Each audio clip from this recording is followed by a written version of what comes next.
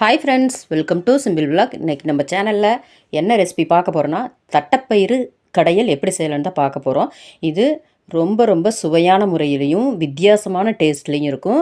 கண்டிப்பாக வீடியோ முழுமையாக பாருங்கள், ஸ்கிப் பண்ணாதீங்க. பார்த்துட்டு தட்டைப்பயிரை வச்சு இந்த டேஸ்ட்டில் செஞ்சிங்கன்னா கண்டிப்பாக அடிக்கடி இந்த மாதிரி தான் செய்வீங்க. இது புது சுவையில் இருக்கும். இது வரைக்கும் நீங்கள் இந்த டேஸ்ட்டில் சாப்பிட்டு பார்த்துருக்க மாட்டீங்க. அதனால் வீடியோ முழுமையாக பார்த்துட்டு கண்டிப்பாக இந்த மாதிரி வீட்டில் ட்ரை பண்ணி பாருங்கள். வீடியோவை பார்க்குறதுக்கு முன்னால் வீடியோவை லைக் பண்ணுங்கள், சப்ஸ்கிரைப் பண்ணுங்கள், பெல் ஐக்கனில் ஆளுங்கிற பட்டனை கிளிக் பண்ணுங்கள். வாங்க இது எப்படி செய்யலான்னு பார்க்கலாம்.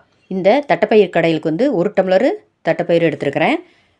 இது 1 மணி நேரத்துக்கு முன்னாலேயே ஊற வச்சுக்க போகிறேன். அப்படி ஊற வைக்கும்போது குக்கரில் வேக வைக்கும்போது ஈஸியான முறையில் நல்லா குழைய வந்துடும். அதுக்காக ஊற வச்சுக்கலாம்.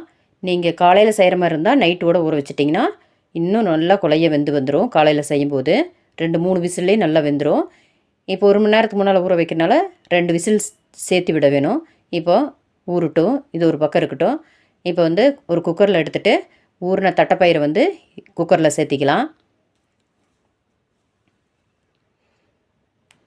தட்டைப்பயிறு சேர்த்திட்டு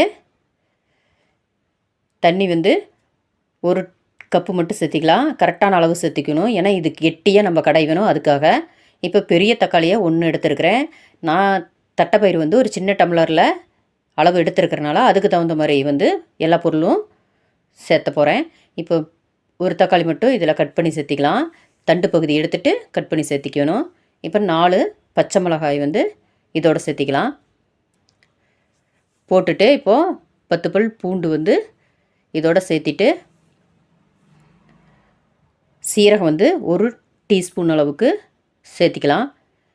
மஞ்சத்தூள் 1/2 டீஸ்பூன் போட்டுட்டு புளி கொஞ்சமாக எடுத்து சேர்த்திருக்கிறேன். நீங்கள் தட்டைப்பயிறு அளவுக்கு தகுந்த மாதிரி புளி எடுத்துக்குங்க. இதில் பருப்பு சீக்கிரம் வரத்துக்கு எண்ணெய் ஒரு 1/2 டீஸ்பூன் அளவுக்கு சேர்த்திட்டு நல்லா கலந்து விட்டுக்கலாம். எண்ணெய் சேர்க்கும்போது நல்லாவே குயிக்காக நல்லா குழைய வந்துடும். இப்போ இதுக்கு தேவையான அளவு கல்லுப்பு சேர்த்திட்டு குக்கர் மூடி போட்டு ஒரு 4-5 விசில் விட்டு எடுத்துக்கலாம். இப்போது தட்டைப்பயிறு, தக்காளி, பச்சை மிளகாலாம் நல்லா குழைய வந்துருச்சு. இப்போ இதை மத்து வச்சு கடைஞ்சிக்கலாம். இப்போ நல்லா கடைஞ்சி எடுத்துகிட்டு இதுக்கு தாளிப்பு கொடுக்க வேணும். இந்த தட்டைப்பயிருக்கு தாளிப்பு தான் ரொம்பவே சுவையை தரக்கூடியது. தாளிக்கிறதுக்கு சேர்க்குற பொருள் தான். இப்போ நல்லா இந்த அளவுக்கு நல்லா கடைஞ்சி எடுத்துட்டு இதை ஒரு பாத்திரத்தில் மாற்றிக்கலாம். தட்டைப்பயிரில் இந்த சுவையில் நீங்கள் செஞ்சிட்டிங்கன்னா எல்லாருமே தட்டைப்பயிறு பிடிக்காதவங்க கூட ரொம்பவே விருப்பப்பட்டு சாப்பிடுவாங்க. அந்தளவுக்கு இது வித்தியாசமான சுவையில் இருக்கும். இப்போ பாத்திரத்தில் மாற்றிட்டு கொஞ்சமாக தண்ணி குக்கரில் சேர்த்தி இதோட சேர்த்திக்கலாம். சேர்த்திட்டு நல்லா கலந்து விட்டுட்டு இப்போ தாளிப்பு கொடுக்கலாம்.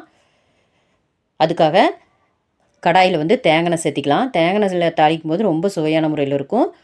தேங்காய் ஒரு 2-3 டேபிள் ஸ்பூன் சேர்த்திட்டு கடுகு 1 டீஸ்பூன் சேர்த்திட்டு உளுந்தம்பருப்பு 1 டீஸ்பூன் போட்டுட்டு கடலைப்பருப்பு ஒரு 1/2 டீஸ்பூன் போட்டுக்கலாம். போட்டுட்டு நல்லா பொரிஞ்சு விட்டு இதில் பெரிய வெங்காயம் 2 பெரிய வெங்காயம் பொடி பொடியாக கட் பண்ணி வச்சுருக்கிறேன். அதை இதோடு சேர்த்திக்கலாம். சேர்த்திட்டு இதில் காஞ்ச மிளகாய் 2 கட் பண்ணி சேர்த்திக்கலாம். மிளகாய் போட்டுட்டு இதில் கருவேப்பிலை ஒரு கைப்பிடி சேர்த்திட்டு நல்லா வதக்கிக்கலாம். நல்லா கண்ணாடி பதத்துக்கு வெங்காயம் வதக்கணுன்னே இதை நம்ம கடைஞ்சி வச்சுருக்கிற தட்டைப்பயிரில் கலந்துக்கலாம். இப்போ நல்லா கலந்து விட்டுட்டோம்னா சுவையான முறையில் தட்டைப்பயிர் வித்தியாசமான சுவையில் ரெடி ஆயிடுச்சு. நீங்களும் வீடியோவை முழுமையாக பார்த்துட்டு இந்த டேஸ்ட்டில் தட்டைப்பயிரை வச்சு கண்டிப்பாக செஞ்சு பாருங்கள். செஞ்சு பார்த்துட்டு எப்படி இருந்துன்னு கமெண்டில் சொல்லுங்கள். ஓகே ஃப்ரெண்ட்ஸ், அடுத்த வீடியோவில் வேறொரு ரெசிப்பியில் பார்க்கலாம். ஓகே, பாய்.